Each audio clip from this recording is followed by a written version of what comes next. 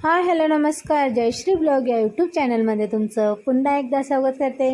तर तुमच्यासाठी पुन्हा एक नवीन अशी रेसिपी घेऊन आलेली आहे। तर आज आपण बनवणार आहे तांदळाची खीर। तर आज तांदळाची खीर बनवण्यामागचं निमित्त आहे की आज श्रावण महिन्यातील लास्टचा सोमवार आहे। तर काहीतरी गोड बनवायचं होतं, तर त्यासाठी म्हणलं आता घरात सध्याला म्हणलं तर तांदूळच होते लगेच खीर बनवण्यासाठी।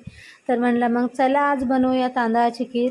तर इकडे मी थोडेसे तांदूळ घेतले, ज्या तुम्हाला जेवढ्या लोकांसाठी खीर बनवायची आहे तेवढ्यासाठी तुम्ही तांदूळ घेऊ शकता। तर इकडे मी जे घेतलेले आहेत तांदूळ, त्यामध्ये तुम्ही कमीत कमी 5 ते 6 लोक खीर खाऊ शकतात। तर इकडे तांदूळ घेतलेत आणि रेशनचे तांदूळ घेतलेत, तुम्ही कोणते पण तांदूळ घेऊ शकता, पण इकडे मी रेशनचे तांदूळ घेतले। त्याला स्वच्छ धुवून घ्यायचं आणि अर्धा तास त्याला भिजत ठेवायचं। तर अर्धा तास इकडे झाला होता आणि नंतर मी त्यातून ते पाणी काढून घेतलं आणि एका मिक्सरच्या भांड्याला लावून त्याला आता आपण बारीक पेस्ट करून घ्यायची। तर इकडे मी मिक्सरच्या जारमध्ये तांदूळ घालून घेतलेत आणि त्याला आपण आता पेस्ट करून घेऊया।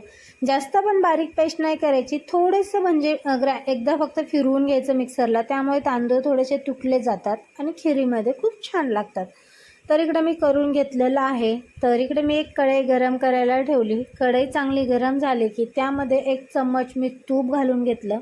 तूप चांगलं मेल्ट करून घ्यायचं। तूप चांगलं मेल्ट झालं की त्यामध्ये आपण थोडेसे ड्रायफ्रूट्स घालून घेणार आहे। तुम्हाला जे असतील अवेलेबल तर ते तुम्ही घालून घ्या आणि ते थोडेसे त्यामध्ये आपण आता म्हणजे फ्राय करून घ्यायचे, तळून घ्यायचे।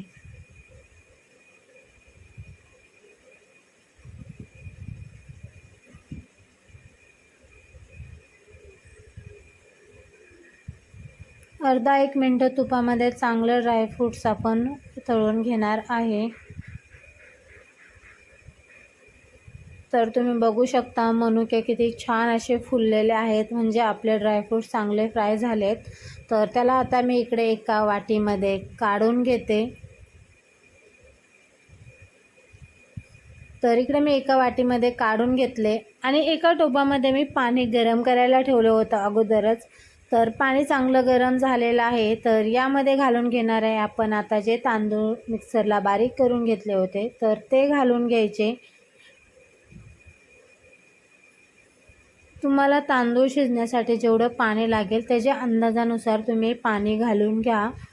तर इकडे मी तांदूळ यामध्ये घालून घेतले आणि आता आपण ह्याला एक चांगली उकळी येऊ द्यायची। म्हणजे तांदूळ 90% आपण त्याला शिजवून घेणार आहे, पूर्ण नाही, 90% तांदूळ शिजले पाहिजेत। मधून मधून मी थोडंसं त्याला हलवून घेते, कारण खाली लागू नये त्यासाठी। तर इकडे मस्त आपलं 90% तांदूळ शिजलेले आहेत आणि आता यामध्ये मी घालून घेतले साखर। तुम्हाला जेवढं गोड पाहिजे त्याच्यानुसार तुम्ही साखर घालून घ्या। साखर घालून घेतल्यानंतर इकडे मी 2-3 मिनटं त्याला चांगलं शिजवून घेतलं, म्हणजे आपला पूर्ण तांदूळ शिजलेला आहे। आणि यामध्ये घालून घ्यायचे आता वेलची पूड। तर इकडे मी अर्धा चम्मच वेलची आणि आपण जे ड्रायफ्रूट्स तळून घेतले होते तर ते घालून घ्यायचे आणि तेही यामध्ये व्यवस्थित मिक्स करून घ्यायचे।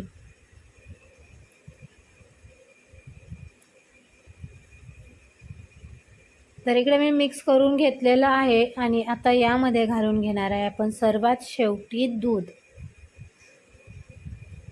तर इकडे मी दूध घालून घेतलंय, त्यालाही यामध्ये मिक्स करून घेते आणि आता याला आपण एक चांगली उकळी येऊन द्यायची आणि 2 ते 3 मिनटं त्याला चांगलं म्हणजे आपण शिजवून घेणार आहे दुधामध्ये खीर।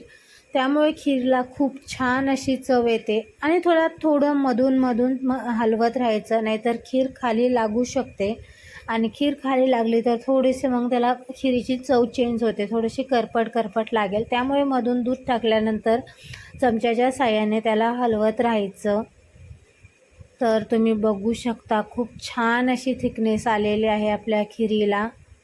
कशी दिसते, काय दिसतंय भारी। तर इकडे आपली मस्त अशी झटपट अशी होणारी तांदळाची खीर रेडी झालेली आहे। तर मी आता इकडे गॅस बंद करून घेते। तर गॅस बंद करून घेतला आणि त्यानंतर इकडे एका बाउलमध्ये मी खीर काढून घेतलेली आहे। तर कशी झाले ही खीर हे मला नक्की कमेंटमध्ये सांगा आणि तुम्ही पण बनवून बघा.